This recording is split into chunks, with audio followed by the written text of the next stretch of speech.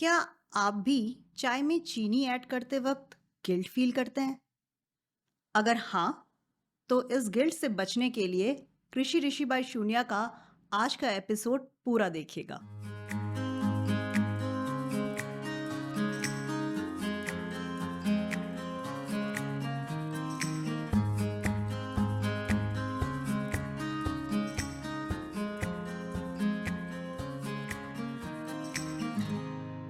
India का food processing sector global market में सबसे बड़े कंट्रीब्यूटर्स में से एक है। पिछले कुछ सालों में इस सेक्टर में 8 से 9% तक की कंपाउंडेड एनुअल ग्रोथ रिकॉर्ड हुई है। 2025 में ये ग्रोथ बढ़ते हुए 15% तक जाने की उम्मीद है। हमारे देश में जहां नेस्ले, आईटीसी, ब्रिटानिया और अमूल जैसे बड़े प्लेयर्स अपनी ब्रांड वैल्यू की वजह से मार्केट को कैप्चर कर चुके हैं, ऐसे में माइक्रो, स्मॉल या मीडियम एंटरप्राइजेस अपने ब्रांड को कैसे एस्टेब्लिश कर सकते हैं, ये जानने के लिए मिलते हैं हमारे आज के गेस्ट अरुण अहलावत से। अरुण एक उभरते हुए एग्री एंटरप्रेन्योर हैं जो नए ज़माने के ब्रांड्स को बिल्ड करने में विश्वास रखते हैं। प्रोफेशनली ये एक इंजीनियर हैं और साथ ही कोहलू फूड्स के managing director. Welcome Arun to our channel Krishi Rishi bye शून्या। और हम बहुत ही एक्साइटेड हैं आपकी जर्नी को जानने के लिए, जो कि एक इंजीनियर से एक एग्री एंटरप्रेन्योर की है। हम लोग बहुत एक्साइटेड हैं। सो प्लीज़ थोड़ा सा अपनी जर्नी के बारे में, अपनी बैकग्राउंड के बारे में हमारे व्यूअर्स को थोड़ा सा डिटेल में बताइए। Thanks for inviting first of all मुझे ये अपॉर्चुनिटी देने के लिए कि मैं यहाँ आया और अपनी जर्नी और अपने ब्रांड की जर्नी शेयर करूँ। So as far as my journey is concerned, मैंने इंडिया में डीसीई से इंजीनियरिंग की। स्कूलिंग मेरी दिल्ली से ही रही है उससे पहले। So mostly I grew up in Delhi, मेरी इंजीनियरिंग भी दिल्ली से ही थी। उसके बाद I went to US, did my masters in industrial engineering. और फिर ये था कि यूएस में रहा, वहाँ 2 साल जॉब भी की जी हेल्थ केयर जैसी कंपनीज़ में। बट कहीं न कहीं अंदर से एक किक नहीं मिल रहा था। So okay. हमेशा ये था कि ब कुछ अलग करना है, कुछ डिफरेंट हम्म। करना है, और अगर कुछ डिफरेंट आपको करना है, the first place you look at is your home country, कि अपने देश में कुछ जाके कुछ बदलाव करें, कुछ इंटरेस्टिंग काम करें, कुछ राइट। एक्साइटिंग करें, राइट। जिससे कंट्री का भी फ़ायदा हो, अपना भी कुछ हो। सो उस थॉट प्रोसेस के साथ I move back to India. 2012 में मैं इंडिया वापस आया। और इंडिया आके मैंने उस टाइम पे सोशल मीडिया, डिजिटल, इंटरनेट बड़ा एक्साइटिंग था, बड़ा इनिशियल स्पेस, ये पूरा स्पेस जो है एक अर्ली स्टेज पे था। हम्म। देखा जाए तो अभी भी इवॉल्व ही कर रहा है। हम्म। तो उस प्रोसेस में मैंने कई सारे आइडियाज़ मेरे माइंड में चल रहे थे। मैंने एक हेल्थ का स्टार्टअप भी शुरू किया, बट इवेंचुअली मैंने अपनी एजेंसी पे सेटल किया। आई फाउंडेड एन एजेंसी बाय सोशोमाइज, जो 4 साल हम्म। एग्जिस्टेंस में रही। बट समहाउ कुछ चैलेंजेस आए, इवेंचुअली वो बिज़नेस कंटिन्यू नहीं हो पाया। हम्म। और उसके बाद मैंने कई सारी कंपनीज़ में जॉब भी की, जैसे कि सैमसंग में, लिप प्योर में, रेसमेड में। हम्म। सो मेरा जो प्राइमरली जॉब प्रोफाइल रहा वो डिजिटल और ई-कॉमर्स के अराउंड रहा। और अब उस जॉब प्रोफाइल को देखते हुए कहीं न कहीं मेरा एक्सपीरियंस था इस स्पेस में, ई-कॉमर्स में। एक और चीज़ जो क्लिक की वो ये कि और ऐसा नहीं कि it was entirely new, but hmm. मेरी फैमिली जो है वो खांडसारी शुगर की मैन्युफैक्चरिंग में रही है पुराने टाइम से, okay. But without any brand. मतलब हम्म। हम लोग बीच में इनफैक्ट हमने बिजनेस बंद कर दिया था, बट हम्म। एक तरह से ये कह लें कि 50-60s से हम लोग मैन्युफैक्चरिंग करते थे हम्म। खांडसारी शुगर, देसी खांड की, जो कि कमर्शियली प्रोड्यूस होती थी। इनफैक्ट हम लोग we were the first one to create to start a commercial manufacturing unit back in 60s। वाह। तो उस टाइम पे उसको क्रशर का नाम बोला जाता था वेस्टर्न यूपी में, which is the sugar land of India. Hmm. तो दिमाग में ये आया कि यार कुछ अलग करने में क्यों क्यों ना हम अपना एक ब्रांड लॉन्च करें। और इस हम्म। चीज़ का कोई ब्रांड भी नहीं है। लोग पहले तो बहुत कंज्यूम करते थे, बट अब कहीं ना कहीं वो एक तरह से एक्सटिंक्ट सी हो गई है, हम्म। लोग को मिल नहीं रही है, एंड वी कुड सी कि मार्केट में डिमांड भी बढ़ रही है चीज़ों की। तो फिर वहाँ से एक आइडिया क्रिएशन हुआ। दूसरा, मेरा ब्रांडिंग का एक्सपीरियंस था, डिजिटल ई-कॉमर्स का एक्सपीरियंस था, तो मैंने सोचा क्यों ना मैं उस एक्सपीरियंस को यूटिलाइज़ करूँ और इस स्पेस में एक नया एक नया प्रोडक्ट लॉन्च करूँ और एक ब्रांड लॉन्च करूँ इस स्पेस में, खांडसारी को सेंट्रल प्रोडक्ट रखते हुए। तो ये ऐसे इस तरीके से जर्नी शुरू हुई। और अभी फ़िलहाल हम लोग 4-5 साल से एग्ज़िस्टेंस में हैं विद हम्म। ब्रांड कोलू, और हम अमेज़न के टॉप सेलिंग खांडसारी शुगर के ब्रांड हैं। कहीं न कहीं हमने ही अमेज़न पे वो कैटेगरी क्रिएट की है। अब हम एक्सपेंड करना चाहते हैं ऑफलाइन हुँ, में भी और पूरे इंडिया में, इवन एक्सपोर्ट करने की भी सोच रहे हैं। हुँ। तो तो यस, अब जिस जर्नी को देखते हैं कितना आगे, कितने मतलब we are very excited about it. मेहनत कर रहे हैं दिन रात, मैं और मेरा ब्रदर लगे हुए हैं। My father is the guiding force behind it. हुँ। तो बस देखते हैं आगे कैसे जाती है journey. Very interesting. I must say it is very interesting, especially if we look at the food processing sector. Yes. तो नेक्स्ट क्वेश्चन मेरा अरुण आपसे ये है कि इंडिया में फूड प्रोसेसिंग सेक्टर का क्या स्कोप है? हम्म। आई मीन और उसमें क्या वेरियस सेगमेंट्स हैं, क्या पोटेंशियल है, हम्म। एक्सपोर्ट्स का क्या पोटेंशियल है? तो किस हम्म। तरीके से ये मार्केट बढ़ रहा है और हमें इंडिया में आने वाले टाइम में किस तरीके से ये ग्रो करेगा? इसके बारे में आप थोड़ा-सा हमारे व्यूअर्स को और हमें बताइए। एब्सोल्युटली। सो देखिए, हमारी एज ए नेशन, हमारी ये इंडिया जो है वो एक एग्रीकल्चर बेस्ड इकोनॉमी है। हुँ, और इंडिया में पोटेंशियल है to be the agriculture powerhouse of the world. Okay. हम लोग चावल बहुत उगाते हैं, हमारे हुँ, यहाँ गन्ना होता है, शुगर बहुत ज़्यादा मात्रा में होती है। हुँ, हमारे पास एक बहुत ही फर्टाइल वास्ट एग्रीकल्चर लैंड है। तो आई थिंक एग्री सेक्टर में इनोवेशंस का बहुत स्कोप है, हुँ, जो हमारी इकोनॉमी के लिए बहुत ही फ़ायदेमंद हो सकता है।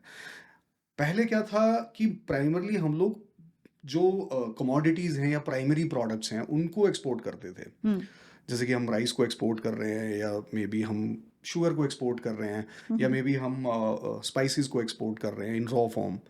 लेकिन हमारी गवर्नमेंट ने भी ये रियलाइज़ किया, और हम इंडियंस भी रियलाइज़ कर रहे हैं कि जितना हम अगर हम instead of primary product exporting, अगर हम उस प्रोडक्ट को प्रोसेस करके, या एग्री प्रोडक्ट को या किसी भी एग्रीकल्चरल कमोडिटी को प्रोसेस करके as a process food export करेंगे, तो we can get better prices in international market. हुँ, और वो हमारी इकोनॉमी को भी के लिए भी अच्छा रहेगा, और कहीं ना कहीं हमारे फार्मर्स की जो हम इनकम इंक्रीज करना चाह रहे हैं उसमें भी सपोर्ट करेगा। अब क्वेश्चन ये आता है कि फूड प्रोसेसिंग सेक्टर में क्या हो सकता है। तो देखा जाए तो अपॉर्चुनिटीज वास्ट हैं। मतलब इतने टाइप के नए नए इतनी चीज़ें हैं जो हमारे इंडिया में ही एग्जिस्ट करती थी, जिनका हम लोगों को नहीं पता। अब मैं हुँ, एग्जांपल दूँ, खांडसारी शुगर, देसी खांड हुँ, बीच में एक्सटिंक्ट हो गई, कहीं बिक भी नहीं रही है, कहीं अवेलेबल भी हुँ, नहीं है। हुँ, बट कहीं ना कहीं इसका भी एक मार्केट था, और इंटरनेशनली भी इसका मार्केट बनाया जा सकता है। हुँ, तो हमारी इकोनॉमी को एक एक्स्ट्रा सपोर्ट मिलता है ऐसे प्रोडक्ट से, हुँ, रेदर देन कि हम इतनी मात्रा में गन्ना पैदा कर रहे हैं, गन्ना उगा रहे हैं, और उस गन्ने से सिर्फ रिफाइंड शुगर बना रहे हैं। हुँ, जो कि बाय द वे इस साल कहीं ना कहीं 3 करोड़ मेट्रिक टन से ज़्यादा रिफाइंड शुगर हम लोग ऑलरेडी प्रोड्यूस कर चुके हैं। इस ओके। मात्रा में हम रिफाइंड शुगर प्रोड्यूस कर रहे हैं। बट हुँ, अगर हमें अगर मैं शुगर पॉइंट ऑफ व्यू से भी एक बात बोलूँ, कि अगर हमें अपना देखा जाए तो अपनी इकोनॉमी को बूस्ट देना है, या हमारी इनकम को बढ़ाना है, हुँ, जिससे बिजनेस ओनर की भी इनकम बढ़े और फार्मर की भी, हुँ, तो हमें स्पेशलिटी प्रोडक्ट्स की तरफ भी जाना पड़ेगा। ओके। जैसे कि खंडसारी है, हुँ, खंडसारी के हमें बेटर प्राइस मिल सकते हैं इंटरनेशनल मार्केट में, हुँ, because it's a speciality sugar. Right. India में भी खंडसारी एक has the potential to become a retail sugar, क्योंकि ओके। रिफाइंड शुगर जो है वो एक इंडस्ट्रियल प्रोडक्ट है, हुँ, और वो इंडस्ट्रियल प्रोडक्ट ही रिटेल आउटलेट्स में चला जाता है। बट कहीं ना कहीं रिटेल में जो रिटेल कंज्यूमर है, वो कुछ और अच्छी अच्छी चीज़ खाना चाहता है। वो जो सिर्फ सिर्फ एक प्राइमरी चीज़ हुँ, रिफाइंड शुगर ही नहीं खाना चाहता। तो फूड प्रोसेसिंग सेक्टर में अपॉर्चुनिटीज़ मैसिव हैं, चाहे वो पीनट बटर हो, जो गुजरात में आज की डेट में आप देखो तो काफ़ी सारे मैन्युफैक्चरर्स हैं जो पीनट बटर बना रहे हैं। हुँ, काफ़ी सारे मैन्युफैक्चरर्स हैं जो इंटरेस्टिंग इंटरेस्टिंग इंडियन फूड्स बना रहे हैं, इंडियन स्नैक्स बना रहे हैं, हुँ, पुराने टाइम के स्नैक्स या लोकलाइज्ड स्नैक्स। हुँ, so the government has also realised it. हुँ, और ये सेक्टर करीब करीब जो प्रोजेक्टेड ग्रोथ रेट है वो 15% के आसपास रहेगा, हुँ, और हेल्दी फूड का प्रोजेक्टेड ग्रोथ रेट कहीं ना कहीं 20% के आसपास रहेगा। ओके। सो ऐसे बहुत सारे अपॉर्चुनिटीज़ और मार्केट हैं जो कहीं ना कहीं बड़ी कंपनी शायद नहीं दे सकती हैं, हुँ, और छोटे प्लेयर के लिए बड़ा अपॉर्चुनिटी है कि वो उसमें कुछ इंटरेस्टिंग दे और बनाए, और कहीं ना कहीं अपनी भी इनकम बढ़ाए और फार्मर्स की भी बढ़ाए। हुँ। हाँ, तो आपने सही कहा कि जैसे रिटेल की हम बात करते हैं, रिटेल आउटलेट्स में जब मैं जाती हूँ, तो मुझे सिर्फ़ चीनी ही मिलती है, रिफाइंड हाँ जी। शुगर। हाँ जी। कोई बहुत पुराना तरीके का किराना स्टोर होगा, तो वहाँ कहीं मुझे खांड मिल जाएगी या बूरा मिल जाएगा या गुड़ मिल जाएगा। बट ये एब्सोल्युटली। अगर मैं khandsari sugar as an neat clean माँगने जाऊँ, तो मुझे नहीं मिलेगी। कहीं वो बोरी से लेकर आएगा और वो जिस तरीके से लेकर आएगा शायद मैं उसको फिर परचेज़ ना करना चाहूँ। बिल्कुल। तो आई रियली एग्री कि ये एक बहुत बड़ी अपॉर्चुनिटी आने वाले टाइम में हो सकती है। और आपने ये भी मेंशन किया कि ये एमएसएमईज और के लिए एक स्कोप हो सकता है हेल्दी ऑल्टरनेटिव वाला जो सेक्शन है फूड्स एब्सोल्युटली। का। तो फूड प्रोसेसिंग इंडस्ट्री इंडिया में अ, आज की डेट में आप देखिए कि जो मोनोपोली है हुँ। वो बड़े ब्रांड्स की है, जैसे हाँ जी। नेस्ले हाँ है, जी। हाँ जी। ब्रिटानिया है, हाँ जी। अमूल है। इस तरीके के बड़े ब्रांड्स ऑलरेडी इस मार्केट को पूरी तरह से कैप्चर कर चुके हैं। हाँ जी। तो अभी अगर एक एमएसएमई या स्मॉल एंटरप्रेन्योर या कोई फार्मर इस तरीके की विजन या मिशन को लेके आगे इस सेक्टर में घुसना चाहता है, तो उसके लिए क्या स्कोप है? जी। ये थोड़ा-सा आप डिटेल में बताइए, क्योंकि ये जो हमारा पूरा प्रोग्राम है ये उन्हीं व्यूअर्स के लिए टारगेटेड है। तो आप इसके बारे में थोड़ा-सा डिटेल में बताइए। देखिए, जो बड़ी बड़ी कंपनीज़ हैं या हम किसी भी बड़ी कंपनी के बारे में सोचते हैं, यूजुअली वो मासेस उनकी जो इकोनॉमिक्स है वो मासेस की इकोनॉमिक्स है। तो वो प्रोडक्ट्स भी उनके उसी टाइप के रहते हैं। अब आप खुद ही देख लीजिए, हम घर में जो चीज़ें बनाते हैं या और इन कंपैरिजन टू जो मार्केट से जो किसी भी बड़े मैस मैस वाले ब्रांड के प्रोडक्ट लाते हैं, तो उसमें वो कहीं न कहीं कोई मैच ही नहीं होता। हुँ, हमारे घर की बनी हुई चीज़ में एक अलग ही बात होती है। हुँ, तो अगर हम एक इंडियन की फूड हैबिट्स को देखें और उसकी फूड हैबिट्स को क्लोजली, मैं ये सबके लिए कह रहा हूँ, इंडिया का कोई भी एंटरप्रेन्योर है कहीं से भी देख रहा है, अगर वो इंडियंस की हमारी फूड हैबिट्स को ऑब्जर्व करे, तो ह्यूमंगस अपॉर्चुनिटी है in terms of giving that food experience to to the consumer. हुँ, वो एक एक्सपीरियंस बेस्ड फूड देने की अपॉर्चुनिटी है। जो ओके। मास जो बड़ी ब्रांड है वो सिर्फ मास की इकोनॉमिक्स प्ले कर रहे हैं। हुँ, जितने भी आज आप लेगेसी ब्रांड्स देख लो, चाहे वो हुँ, अमूल है, नेस्ले है या कोई भी है, सो यूजुअली वो मास को केटर कर रहे हैं। हुँ, लेकिन अब जो इंडिया में नया फेज आ रहा है, स्पेशली जब से डिजिटल और ई कॉमर्स आया है, हुँ, it is a phase of experience based brands. हुँ, अब एक्सपीरियंस बेस्ड ब्रांड्स आ रहे हैं कि कंज्यूमर ठीक है, उसकी बेसिक नीड, उसको मीठा चाहिए, रिफाइंड शुगर ने उसकी मीठे की नीड पूरी कर दी। हुँ, लेकिन उसको एक एक्सपीरियंस चाहिए, जब वो चाय पिए, कॉफ़ी पिए, उसको एक फ्लेवर, हल्का सा फ्लेवर भी आए, उसको अरोमा भी आए हल्का सा, हुँ, और साथ में हेल्दी चीज़ भी मिले, तो शायद वो देसी खांड खाना प्रेफर करेगा। हुँ, तो ये तो एक वन एग्जांपल हो गया, बट ऐसे बहुत सारे एग्जांपल हैं जिससे हम एक्सपीरियंस बेस्ड फूड्स दे सकते हैं कंज्यूमर को। हुँ, जैसे मैंने अभी थोड़ी देर पहले बताया, पीनट बटर एक हुँ, नया प्रोडक्ट है जो इमर्ज कर रहा है, या लोकल बेस्ड स्नैक्स आ रहे हुँ। हैं, मे बी केले से के बने चिप्स हो गए फॉर एग्जांपल, या फिर millet based millet chips based आ रहे चिप्स हैं। आ रहे हैं। हाँ, तो कहीं ना कहीं कंज्यूमर के एक्सपीरियंस को एनहेंस कर रहे हैं, और कंज्यूमर भी इस एक्सपीरियंस को क्रेव कर रहा है। ओके। आजकल कंज्यूमर का बिहेवियर अब वो वाला नहीं रहा है कि मेरे को सेलेक्टेड 4-5 टाइप के ब्रांड या प्रोडक्ट ही यूज़ करने हैं। हुँ, वो वो खाना चाहता है अलग-अलग टाइप के फूड आइटम, अलग-अलग फूड आइटम ट्राई करना चाहता है। तो वो एक छोटे एंटरप्रेन्योर को बड़ी अपॉर्च्युनिटी देता है वो चीज़ कंज्यूमर को ऑफर करने के लिए, क्योंकि वो हुँ, बड़ी कंपनी नहीं कर सकती। बड़ी कंपनी उसमें तब तक नहीं जाएगी जब तक हुँ, कि वो मास की इकोनॉमिक्स ना बन जाए। राइट। बट एक जो एमएसएमई लेवल का प्लेयर है, हुँ, उसके सामने वो बहुत अच्छी अपॉर्चुनिटी है। हुँ, वो एक स्मॉल बैच प्रोड्यूस करके एक बेटर टेस्टिंग प्रोडक्ट क्रिएट कर सकता है, चाहे वो हुँ, कैसा भी हो, वो किसी लोकल टेस्ट को केटर करता हो या हुँ, नेशनल लेवल के टेस्ट को केटर करता हो। राइट। तो वहाँ पे मेरे को लगता है, और ऊपर से इंडिया एक is a country of micro entrepreneurs. हमारे देश में हम लोग, पता नहीं है हमारे डीएनए में क्या है, बट हम लोग ना जॉब वॉब ज़्यादा करना नहीं चाहते हैं। इंडियंस का नेचर है। और कहीं ना कहीं हमारी गवर्नमेंट की, थैंक्स टू आवर गवर्नमेंट की, हमारी गवर्नमेंट की पॉलिसीज भी ऐसी नहीं रहती हैं कि वो बिल्कुल मास वाली कंपनीज एकदम से इस देश की इकोनॉमी पे हावी हो जाएं। हुँ, आई थिंक एमएसएमईज किसी भी कंट्री की इकोनॉमी की बैकबोन होती हैं। अगर हुँ, आपकी एमएसएमई सही है, स्ट्रांग है, मजबूत हैं, स्टेबल है, तो आपकी इकोनॉमी इतनी इजीली कोई हिला नहीं सकता। हुँ, सो क्योंकि इंडियंस में वो टेंडेंसी है माइक्रो, एक आप किसी ठेले वाले को भी देख लोगे या हुँ, किसी चाय वाले, फॉर एग्जांपल डॉली चाय वाला के बारे में हम आजकल सब सुनते राइट। हैं, तो हर जी। आदमी अपने लेवल पे इनोवेशन करने की कोशिश करता है, चाहे वो छोटे लेवल पर ही हुँ, करे। तो इनोवेशन का बहुत स्कोप है। Indians are good observers. हुँ, मुझे लगता है आने वाले टाइम में बहुत सारे ब्रांड्स ऐसे आएंगे जो हुँ। एक्सपीरियंस बेस्ड फूड्स लोगों को देंगे। बिल्कुल सही कहा आपने। तो ब्रांड की ही अगर हम बात करें तो एक इमेज लेट्स से बहुत इम्पॉर्टेंट होती है हाँ जी। किसी भी एंटरप्राइज को इस्टेब्लिश करने के लिए। हाँ जी। और जितनी भी बड़े प्लेयर्स हैं, हाँ जी। मैं हमेशा अभी अपने क्वेश्चंस में बड़े प्लेयर्स वर्सेस छोटे प्लेयर्स या एमएसएमईज की बात करती रहूँगी। तो जो बड़े प्लेयर्स हैं इनकी एक ब्रांड इमेज है जिसको ट्रस्ट करते हुए लोग इनसे प्रोडक्ट्स लेते हैं। इनके प्रोडक्ट्स भले ही वो हेल्दी हों ना हेल्दी हों, वो आंख मूंद के इनकी ब्रांड इमेज पे वो प्रोडक्ट्स परचेज करते हैं। तो एब्सोल्युटली। इस स्कोप के वर्सेस अगर एमएसएमईज को अपना ब्रांड एस्टैब्लिश करना है या सेल्स बूस्ट करनी है, तो किस तरीके से वो ब्रांड एस्टैब्लिशमेंट पे क्या ऐसे स्ट्रैटेजीज हो सकती हैं या क्या चीज़ों पे उन्हें ध्यान देना चाहिए? ये आपने बड़ा इम्पोर्टेंट क्वेश्चन रेज़ किया है यहाँ पे।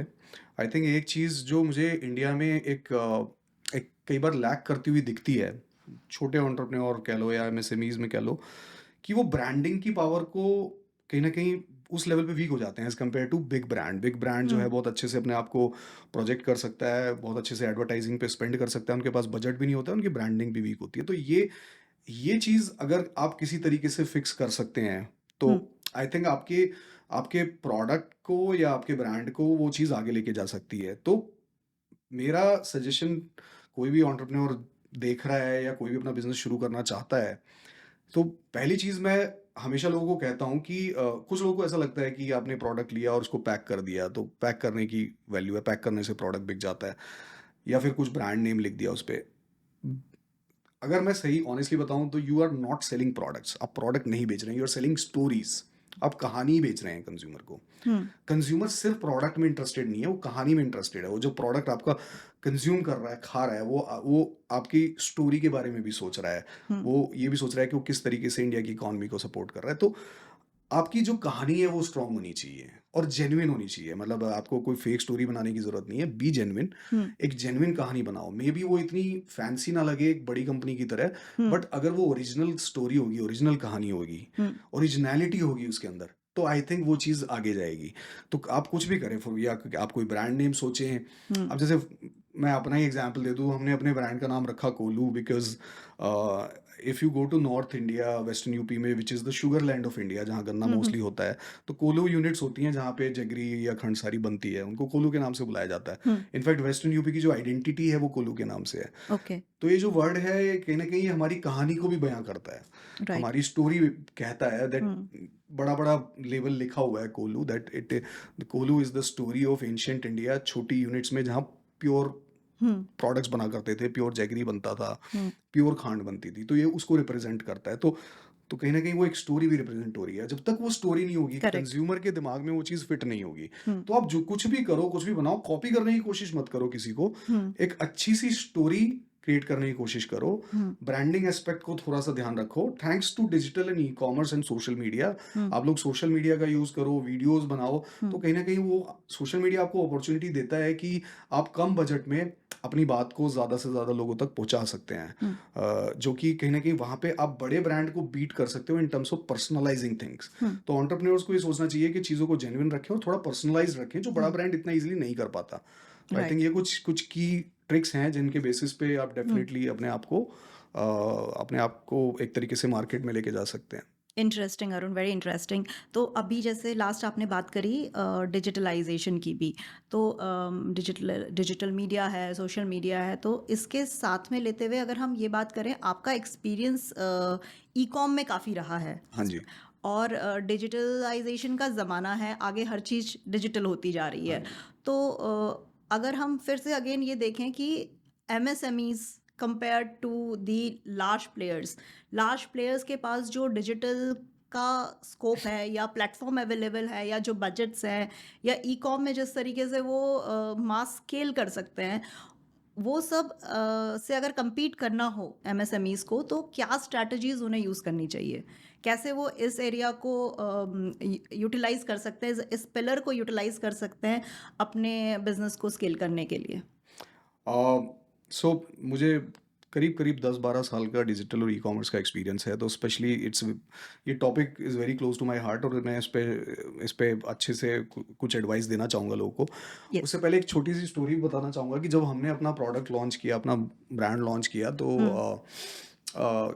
हमने अपनी ऑब्वियसली अपनी वेबसाइट भी लॉन्च की, ई कॉमर्स पे भी लॉन्च कर दिया था उसको, बट जब तक ज़्यादा सेल्स नहीं थी, सो हमने सोचा पैरेलली हम लोग ऑफलाइन में भी जाते हैं, एंड और we went out to few retailers अपना नियर बाय दिल्ली एनसीआर के। हम रिटेलर पे घूमे हम लोग अपना प्रोडक्ट लेके, हम्म। और बहुत ज़्यादा डीमोटिवेशन हमारे हाथ लगी। ओके। मतलब ज़्यादातर रिटेलर रखने को तैयार नहीं प्रोडक्ट। कोई रिटेलर ये कह रहा था कि ये तो खांड ही है, क्या है, व्हाट्स इन दैट। हुँ, हम अपना अपना ऑलरेडी खुली खांड बेच रहे हैं या कुछ बेच रहे हैं। हुँ, तो मतलब कोई सुनने को तैयार नहीं था। तो मतलब मैं आपको ऑनेस्टली बताऊँ तो पहले 10-15 दिन में जब हमने रिटेलर्स से मिले, तो मैं डिप्रेशन में ही आ गया सीरियसली। ओके। मतलब मन ही नहीं किया, मुझे लगा ही नहीं कि कुछ कुछ हो सकता है ये तो। हुँ, तो जो पुराना ट्रेडिशनल डिस्ट्रीब्यूशन था ना, किराना वाला या हुँ, ऑफलाइन वाला, वो इतना डिफिकल्ट था, नए ब्रांड घुस ही नहीं सकता। उन हुँ, लोगों को बड़े ब्रांड्स ने ही कंट्रोल कर रखा है। छोटे प्लेयर को तो आस-पास भी नहीं फटकने देते थे।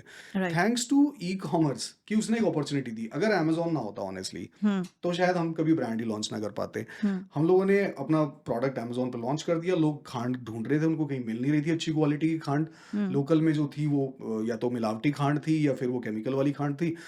तो अमेज़न पे हमारे ऑर्डर आने शुरू हो गए हुँ, और धीरे-धीरे हमारे ब्रांड को ट्रैक्शन मिला। उसके बाद ऑफलाइन रिटेलर्स भी इंटरेस्टेड हो गए। हुँ, तो सबसे इम्पोर्टेंट चीज़ तो यहाँ पे ई-कॉमर्स का ये है कि ई-कॉमर्स आपको एक अलग डिस्ट्रीब्यूशन चैनल प्रोवाइड कराता है जो हुँ, ट्रेडिशनल से डिफरेंट है। हुँ, यानी कि उस डिस्ट्रीब्यूशन चैनल के थ्रू आप अपने प्रोडक्ट को दुनिया को दिखा सकते हैं और कोई भी अगर इंटरेस्टेड है वो प्रोडक्ट को खरीद सकता है वहाँ से। तो वो एक नए एंटरप्रेन्योर्स को अपॉर्च्युनिटी मिल रही है, नए ब्रांड्स को जिनको हुँ, रोक दिया जाता था। एक ऐसा डिस्ट्रीब्यूशन जिसमें मोनोपोली थी सिर्फ बड़े ब्रांड्स की या फिर जो सेलेक्टेड लाला लोग बैठे हैं विद किरानास जो हुँ, कभी आपको घुसने ही नहीं देते थे उस चीज़ में। हुँ, तो ई-कॉमर्स ने आपको वो अपॉर्च्युनिटी प्रोवाइड की कि आप अपना ब्रांड दिखा सकते हैं। राइट। अब क्वेश्चन ये आता है कि क्या आपको ई-कॉमर्स वो स्केल दे सकता है, उतना रेवेन्यू दे सकता है कि आप सस्टेन कर सकें?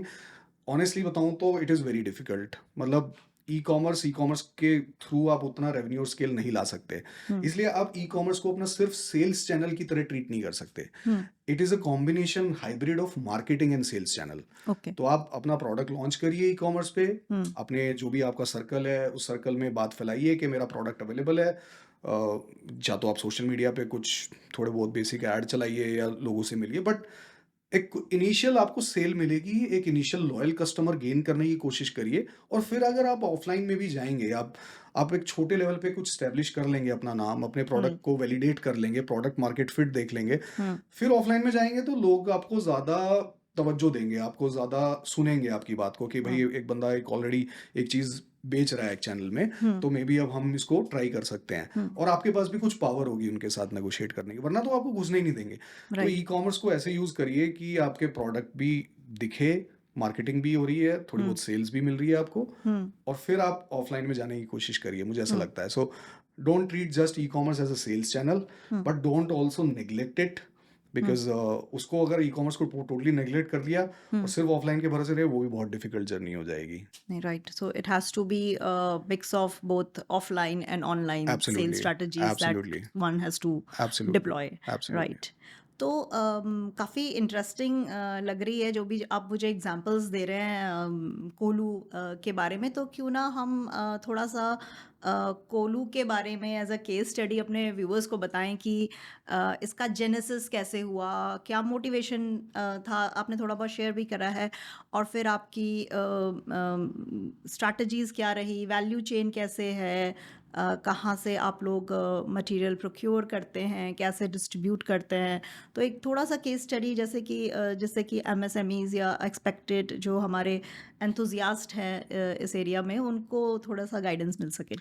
Yes ma'am. सो जैसे कि मैंने आपको वीडियो के शुरू में बताया कि मेरी फैमिली खांडसारी की मैन्युफैक्चरिंग में बहुत टाइम से थी। हुँ, इनफैक्ट हम लोगों ने 60s में मैन्युफैक्चरिंग शुरू की थी हुँ, और 90s में हमने प्लांट शट डाउन भी किया था एक बार। लाइक हमने काम एक बार बंद भी कर दिया था। अनफॉर्चुनेटली वो एक बहुत बुरा दौर था पूरी इंडस्ट्री के लिए, हुँ, खांडसारी इंडस्ट्री के लिए, और उसका रीज़न भी मैं आपको बताना चाहूँगा हुँ, कि इंडिया में एक टाइम ऐसा था 50s और 60s में। सो मैं पूरी ये एक तरह से शुगर की थोड़ी सी एक बैकग्राउंड स्टोरी बिल्कुल, आपको बिल्कुल। बताऊंगा शुगर हुँ, इंडस्ट्री की। तो इंडिया में एक ऐसा दौर था 50s 60s में जब इंडिया में ज़्यादातर शुगर मिल्स नहीं थे। हुँ, थे भी तो बहुत कम थे, उनकी प्रोडक्शन कैपेसिटी भी कम थी। सो इस वजह से देश में चीनी की जो थी वो कमी रहती थी हमेशा। ओके। चीनी की पूर्ति नहीं होती थी या चीनी महँगी रहती थी। हुँ, और अब जैसे कि आप जानते हैं कि चीनी एक इंडस्ट्रियल प्रोडक्ट है। अगर चीनी महँगी हो गई तो सारे फूड आइटम महँगे हो एग्ज़ैक्टली, जाएँगे, चॉकलेट बिल्कुल, महँगी हो जाएगी, बिल्कुल। बिस्किट महँगे हो जाएँगे, सब कुछ महँगा हो जाएगा। हुँ, सो चीनी की कमी होने की वजह से ज़्यादातर चीनी की जो कमी दूर होती थी वो खांड के थ्रू होती थी। हुँ, क्योंकि खांडसारी यूनिट जो था वो सेटअप करना फिर भी रिलेटिवली ईज़ी था और लोग अपने सेल्फ बजट से खांडसारी यूनिट सेटअप करते थे। हुँ, क्योंकि शुगर मिल एक बड़ा प्रोजेक्ट हो जाता है और कहीं न कहीं उसमें गवर्नमेंट का इनिशिएटिव इन्वॉल्वमेंट बहुत ज़्यादा मैटर करता है। हुँ, तो खांडसारी यूनिट तो एक टाइम पे 1000 से ऊपर आई थिंक मुझे लगता है वेस्टर्न यूपी में थी जो कि शुगर की कमी दूर करने की कोशिश करती थी बट फिर भी नहीं कर पाती थी। हुँ, तो इस वजह से गवर्नमेंट ने इनिशिएटिव लिया कि हमें शुगर मिल्स पे मेजर फोकस करना पड़ेगा। ओके, अब व्यूअर्स को मैं ये भी बताना चाहूँगा कि खांडसारी यूनिट इज़ एक ओपन पैन कुक्ड यूनिट होती है, उसका लाइसेंसिंग अलग होता है। हुँ, मैंने यूट्यूब पे भी एक वीडियो भी बनाया हुआ है इसके ऊपर कि legal difference between okay, khandsari sugar and refined sugar, अगर किसी को देखना है वो देख सकते हुँ, हैं। हुँ, बट खांडसारी का लाइसेंसिंग सिस्टम अलग होता है बिकॉज़ वो ओपन पैन कुक्ड शुगर होती है। ओके, व्हेरेas शुगर मिल्स जो होती हैं वो क्लोज्ड पैन कुक्ड शुगर होती हैं, तो उस हुँ, वजह से शुगर मिल की एफिशिएंसी ज़्यादा हो जाती है।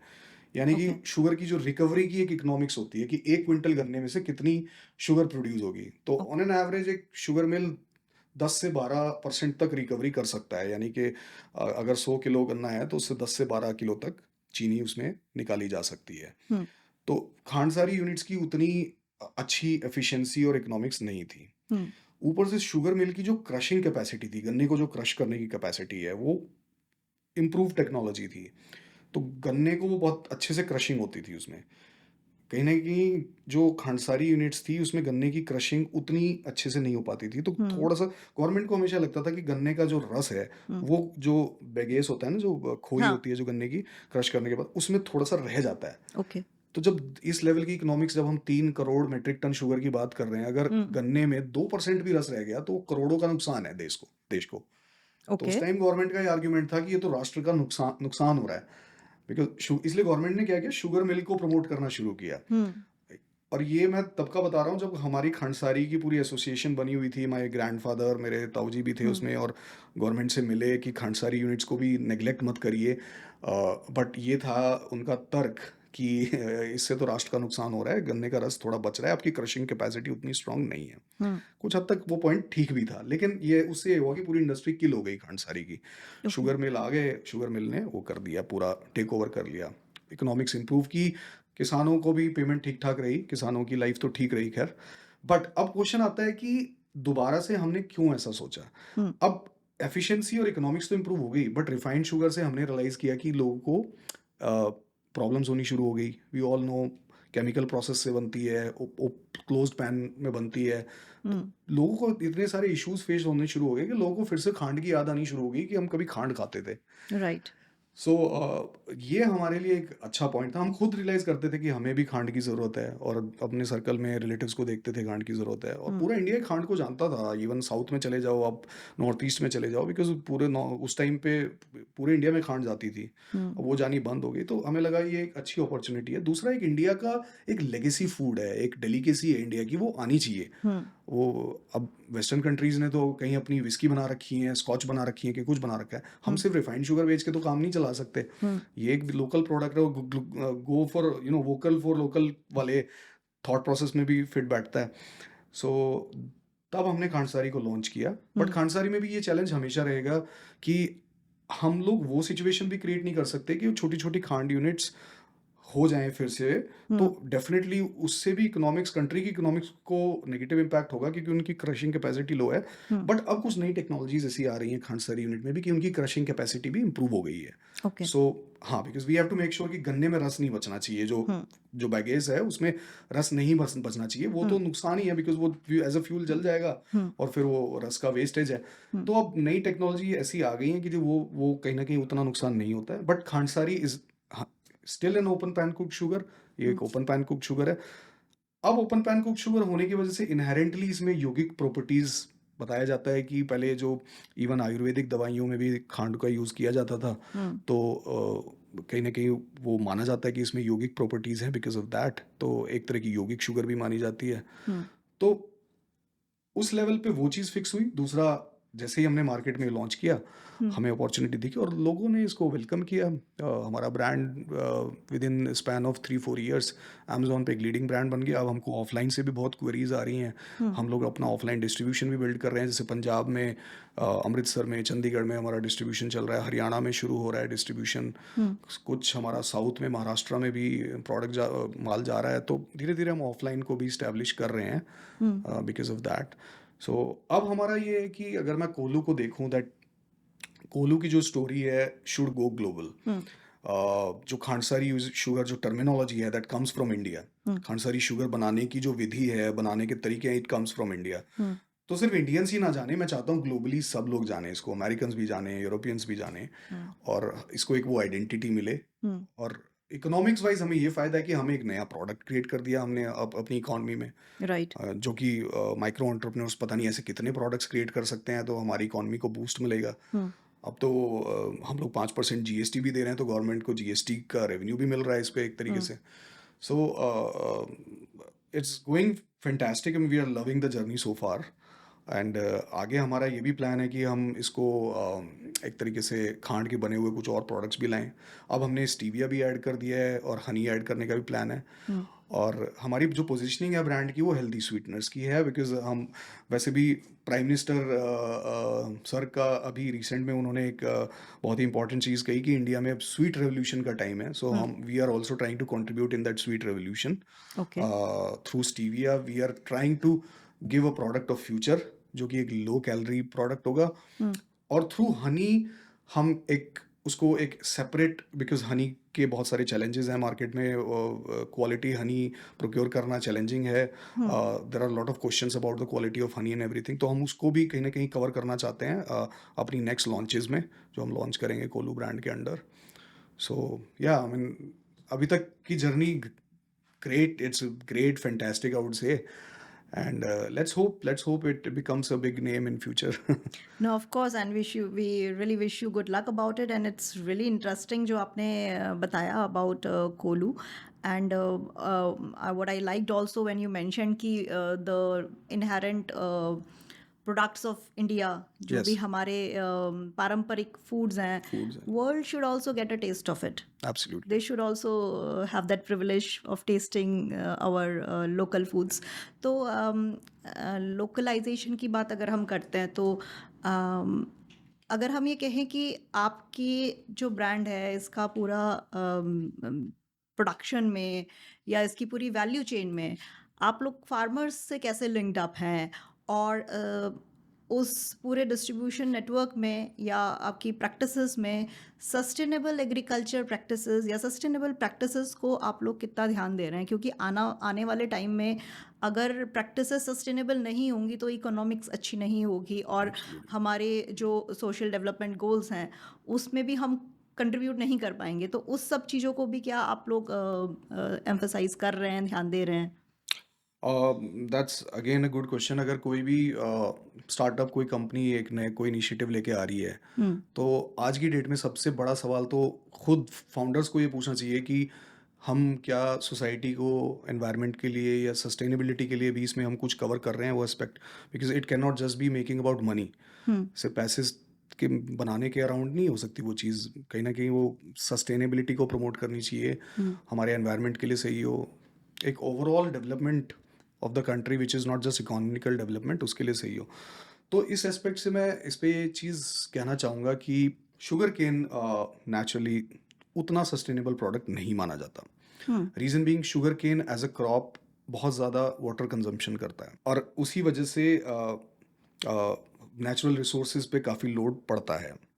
तो पहला गोल तो ये था कि खांडसारी के थ्रू हम लोग जो यूनिट्स ऑफ मास की है उसको थोड़ा सा कस्टमर को उससे और खांड पे शिफ्ट करें, ताकि हमारे सिस्टम पे उतना लोड ना पड़े इन terms of producing the foods of mass. At least retail में अगर खांडसारी जाती है तो हमारी, बिकॉज खांडसारी का अपना एक प्राइस पॉइंट है, रिफाइंड शुगर का अपना एक प्राइस पॉइंट है, तो जो भी मांस वाले फूड हैं वो डेफिनेटली कोई भी मांस वाला फूड ले लो, नॉट जस्ट शुगर, वो हमारे एनवायरनमेंट पे कुछ ना कुछ प्रेशर डालते हैं। हुँ, अगर हम स्विच करते हैं टू नॉन मास फूड्स तो हमारे एनवायरनमेंट के लिए थोड़ा सा फ़ायदेमंद है वो हुँ, नेचुरली, हुँ, बिकॉज़ उसमें जितने भी रिसोर्सेज़ इन्वॉल्व्ड हैं, वो रिसोर्सेज़ जितने भी प्रोसेसेस इन्वॉल्व्ड हैं, वो वो कहीं न कहीं रिलेटिवली सस्टेनेबल हैं as compare to the processes that are involved in mass producing foods. हुँ, तो एक एस्पेक्ट तो वो है उस चीज़ में कवर होता है। दूसरा एस्पेक्ट ये है कि हम फार्मर्स को एक अपॉर्च्युनिटी दे रहे हैं या गवर्नमेंट का की हेल्प करने की कोशिश कर रहे हैं कि सिर्फ शुगर मिल्स पे ही रिलाय ना रहें in terms of absorbing the enormous amount of sugar cane that is produced in India. हुँ, जितना भी गन्ना पैदा हो रहा है वेस्टर्न यूपी में खासकर, हुँ, वो सिर्फ उसका जो प्रेशर है वो सिर्फ शुगर मिल पे ही ना आए सिर्फ। हुँ, वो मिल मिल के अलावा वो छोटी जो यूनिट्स हैं, खंडसारी यूनिट्स हैं, कहीं न कहीं वो भी उस प्रेशर को एब्ज़ॉर्ब करें और इसीलिए गवर्नमेंट ने जो गुड़ है उस पे 0% जीएसटी किया था। इवन खांडसारी, अगर आप बल्क खांडसारी देखें तो उस पे जीएसटी 0% है, ओनली ब्रांडेड खांडसारी पे 5% है। हुँ, तो रीज़न ये था कि जो ऐसी छोटी यूनिट्स हैं वो कहीं न कहीं अपने यहाँ शुगरकेन को किसानों से परचेज़ करें, तो जो शुगर मिल है उसके ऊपर ज़्यादा प्रेशर ना आए गन्ना परचेज़ करने का, हुँ, बिकॉज़ गन्ना बहुत ज़्यादा एक्सेस में हो रहा था। इसके लिए गवर्नमेंट कुछ दूसरी स्कीम्स भी चला रही है, जैसे एथनॉल का प्रोग्राम काफ़ी अभी प्राइम मिनिस्टर वेस्टर्न यूपी में अभी कुछ दिन पहले रैली कर रहे थे, तो उन्होंने एथनॉल का भी ज़िक्र किया था, बिकॉज़ जो भी एक्सेस में गन्ना प्रोड्यूस होता है, हुँ, वो कहीं न कहीं एथनॉल प्रोड्यूस करने के लिए भी यूज़ हो सकता है। हुँ, तो जितनी ये छोटी यूनिट्स हैं या खंडसारी यूनिट हो गई या इवन जैगरी यूनिट्स भी हो गई, हुँ, ये मिल से प्रेशर हटा देती हैं कि सारा गन्ना इन्हीं को एब्ज़ॉर्ब नहीं करना है। हुँ, दूसरा तो ये एक इनिशिएटिव कुछ ना हद तक फार्मर्स को भी सपोर्ट करता है। हुँ, दूसरा मिल्स की पेमेंट, ऑल्दो अब तो मिल की पेमेंट ठीक हो गई, पहले मिल की पेमेंट थोड़ी लेट होती थी, तो जो छोटी यूनिट्स हैं वो कैश कैश पेमेंट करती थी, तो फार्मर के लिए वो भी ईज़ी हो जाता था कि फार्मर को किसी को कैश क्रंच हो रहा है, तो वो छोटी यूनिट्स को अपना गन्ना हुँ, बेच सकता था। तीसरा एक रीज़न, एक एक चीज़ और है कि हमने एक प्रोडक्ट ऑफ फ्यूचर भी इंट्रोड्यूस किया है अपने कैटलॉग में, व्हिच इज़ स्टीविया। हुँ, तो हमें ऐसा लगता है कि आने वाला टाइम, आने वाला जो फ्यूचर है, वो थोड़ा-सा स्टीविया की तरफ भी अगर मूव करता है, तो एनवायरनमेंट के लिए थोड़ा और सस्टेनेबल होगा। Of course. Indians have a हाँ, स्वीट टूथ, तो हुँ, हम लोग मीठा बहुत खाते हैं।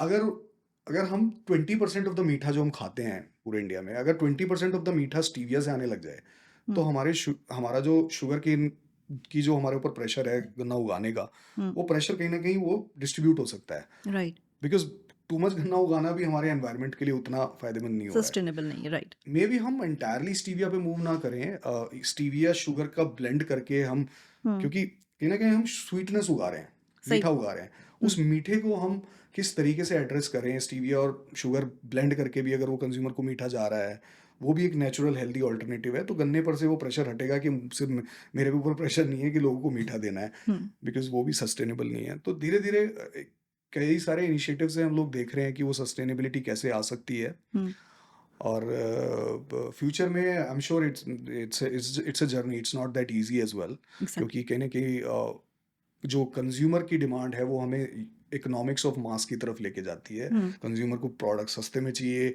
अफोर्डेबल प्राइस में चाहिए, वो भी एक प्रेशर रहता है ब्रांड के ऊपर। हुँ। तो एक एक तालमेल, एक संतुलन बनाने की ज़रूरत है over the period of time, so we might come up with more more innovations in the area of sustainability in future. नहीं, आपने बहुत सही बात कही अरुण और आज मुझे लगता है कि ये सारी बातें ये मीठी बातें थी और ये हेल्दी मीठी बातें थी। It is exactly as your product healthy sweetness और मुझे लगता है कि जो हमारे एमएसएमई एंथुसियास्ट हैं, आज का शो देखने के बाद उन्हें काफ़ी सारी कॉम्प्रिहेंसिव इन्फॉर्मेशन मिली होगी and also realistic and the story line that you added. I think ये काफ़ी अच्छा और कॉम्प्रिहेंसिव डिस्कशन रहा है आज का। तो हमारे कोलेटिव के स्टूडियो में आने के लिए कृषि ऋषि बाय शून्या की पूरी टीम की तरफ से आपको बहुत बहुत धन्यवाद एंड गुड लक टू कोलू foods and thank you so much. Thank you for inviting, thank you so much. Thank you for watching us today and for more such episodes do like and subscribe us and here's your guilt free tea.